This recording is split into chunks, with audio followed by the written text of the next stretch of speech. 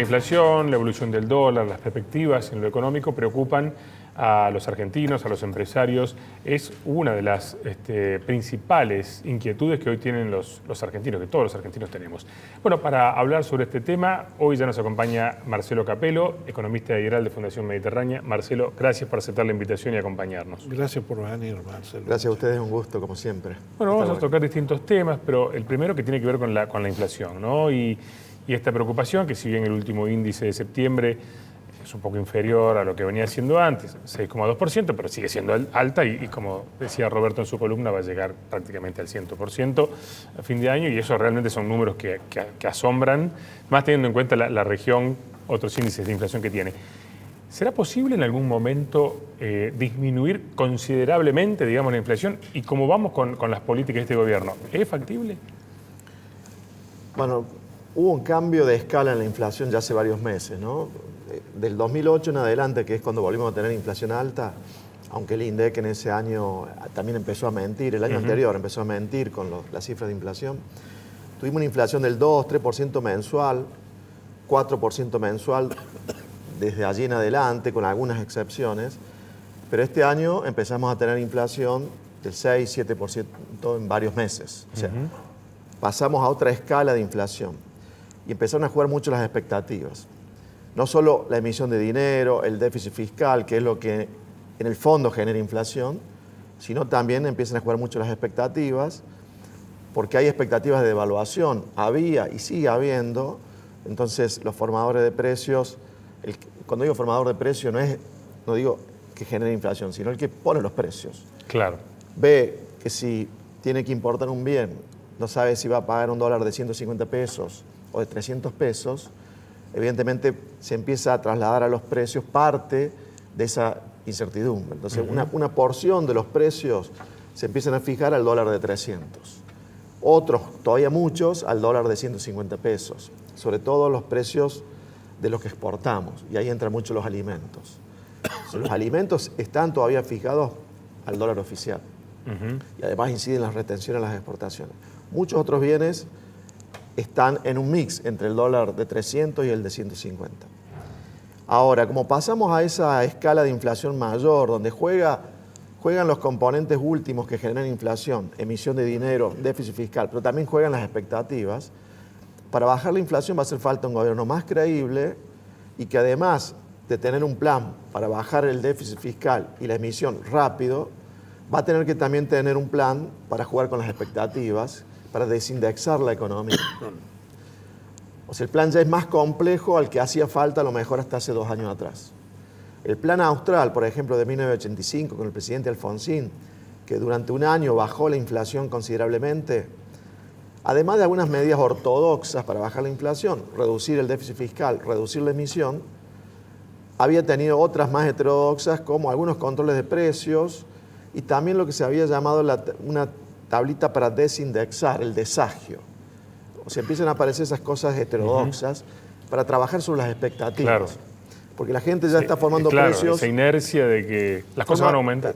Están pensando que la inflación va a ser el año que viene, supongamos, 80, 100% de nuevo, y si de pronto alguien la bajara, que no va a ocurrir el año que viene, es como que quedan las expectativas y muchos contratos fijados con una inflación mucho más alta de la que podría ser si alguien logra bajar rápido la inflación. Entonces, con esta inflación alta hay que empezar a trabajar también sobre cómo solucionar ese problema. No solo la ortodoxia, emisión de dinero, déficit fiscal, sino qué hacemos con las expectativas y los contratos que se van a haber firmado para el año siguiente, o supongamos para el 2024, ya con el nuevo gobierno, se van a haber firmado contratos de salarios y otros.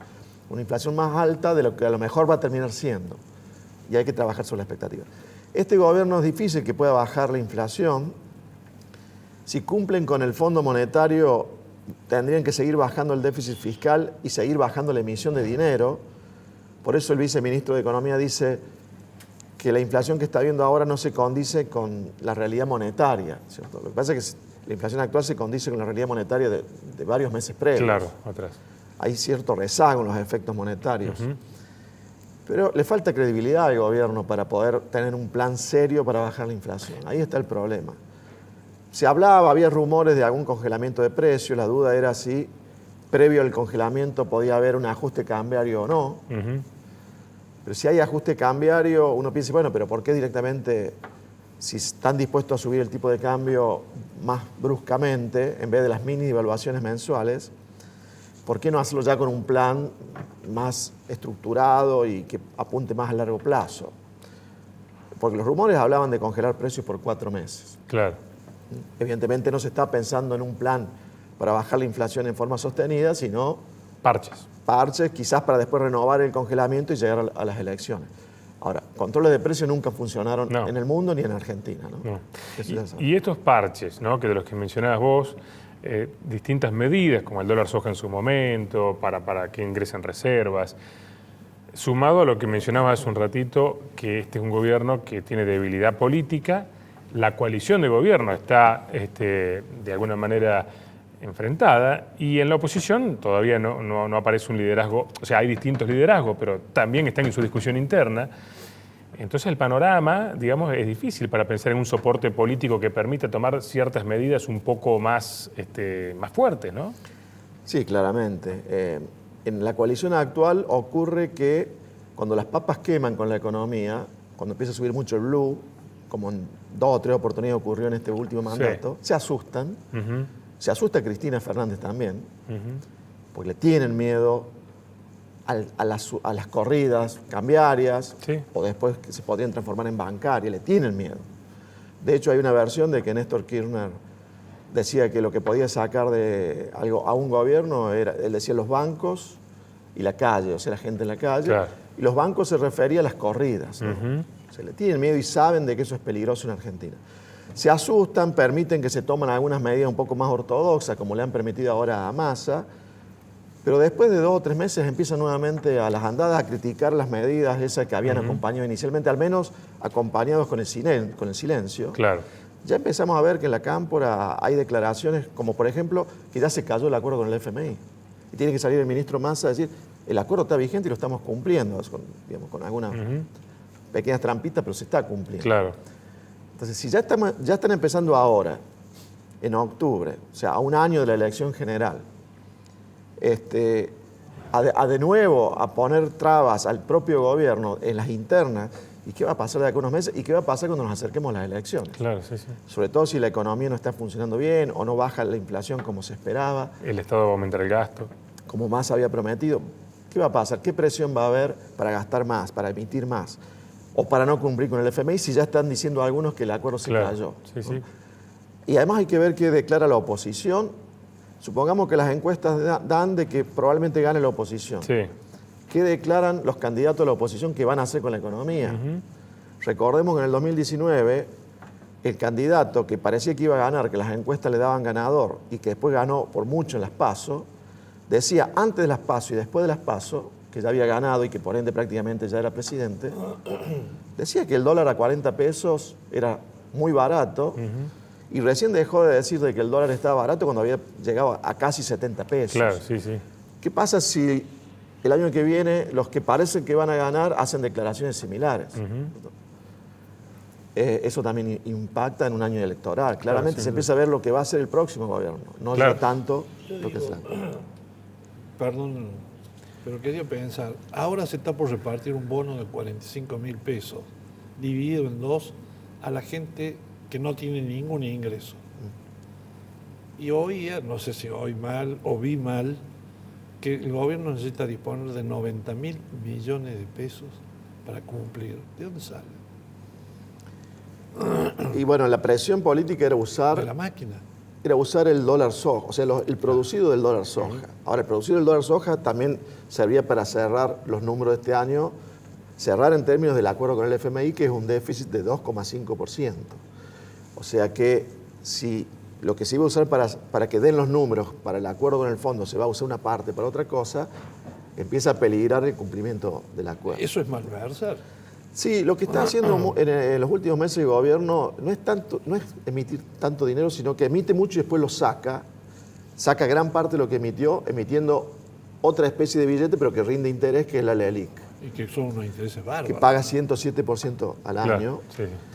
Y que se está armando, hay una bola de nieve que también hay que ver cómo se desactiva luego, cómo se desactiva el año que viene o después ya el nuevo gobierno. Entonces, no están emitiendo tanto como se piensa, pero están emitiendo mucha LELIQ y eso está generando allí, todo el mundo habla y sabemos, una bola de nieve que después hay que discutir cómo se va a desactivar si no baja rápido el déficit fiscal. Claro.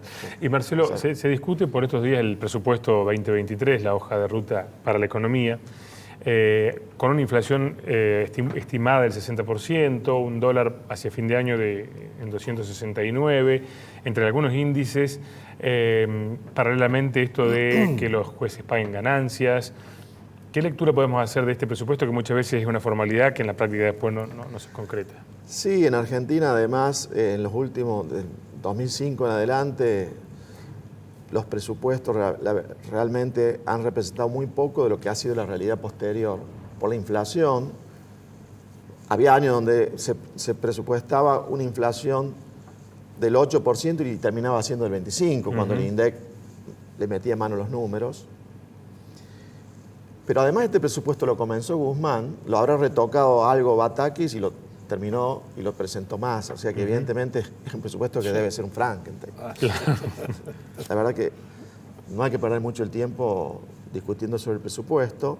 En todo caso, decir que apunta a cumplir con el FMI, que es déficit de 2,5% del PIB, y una emisión monetaria, en realidad una asistencia del Banco Central al Tesoro de no más de 0,6% del PIB, que implicaría que no deberían emitir tanto, pero que siguen emitiendo la LELIQs, como recién decíamos.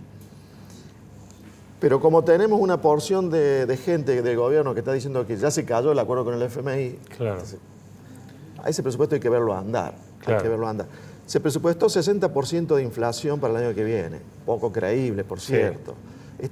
Este año, a diciembre, va a terminar, como recién decían en la introducción, en 100%.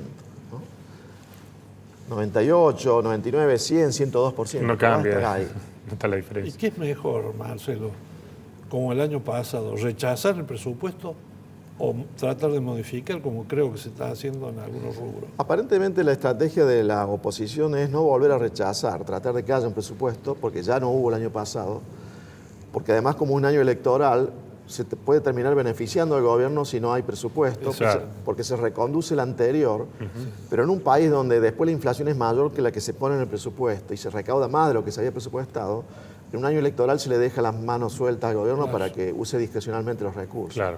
O sea, aparentemente en la oposición quieren tratar de aprobar el presupuesto, obviamente negociando qué es lo que contiene el presupuesto, y además porque les podría servir para una transición. Si la próxima elección la gana alguien de la oposición, para que haya una transición más ordenada, se supone que es mejor que haya un presupuesto un poco más ordenado. Se está trabajando en eso, pero esa transición del año que viene, normalmente son complicadas en Argentina, puede beneficiar de que si las encuestas unos meses antes de las elecciones pronostican que gana alguien de la oposición, y ese alguien de la oposición es un poco más ordenado o puede ser más ordenado que los actuales, que eso genere alguna confianza en los últimos meses. Que eso pasó en el 2015, ¿no?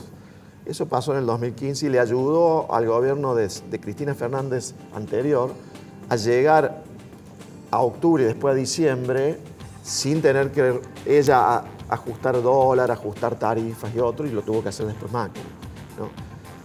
Pero con la experiencia del 19, donde el actual presidente, recién lo mencionábamos, salía a declarar de que el dólar estaba barato para que suba más, ¿qué hará la oposición ahora? Porque si después el dólar lo tiene que sincerar la oposición, termina pagando el costo político de la oposición. Entonces yo diría, ¿qué va a hacer la oposición esta vez? Yo creo que en alguna medida, van a dar a entender que el dólar va a subir para que suba antes. Claro. Como le hizo Alberto Fernández a los que ahora son oposición y estaban en el gobierno en el 2015, en el 2019. Marcelo, un placer, la verdad que gracias por que nos acompañe y podamos charlar de estos temas que tanto preocupan a la sociedad. No, por favor, fue un gusto compartir con ustedes. Muchas gracias.